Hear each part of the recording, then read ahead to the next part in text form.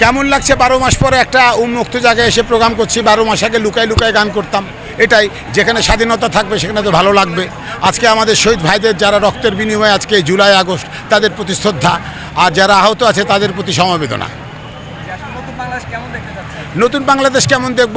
বর্তমান প্রধান যে উপদেষ্টা, উনি শান্তিতে নোবেল পেয়েছেন। উনি কিসে নোবেল পেয়েছেন আপনারা সবাই জানেন? শান্তিতে। 12 মাস কি আপনারা শান্তি দেখতে পেয়েছেন?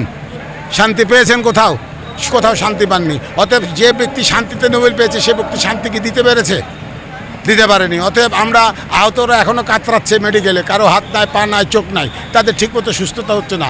যারা শহীদ হয়েছেন তাদের ফ্যামিলির কাছে ঠিকমতো যাওয়া হচ্ছে না। তাদেরকে যে অনুদান দেওয়ার কথা ছিল সেটাই দেওয়া হচ্ছে না।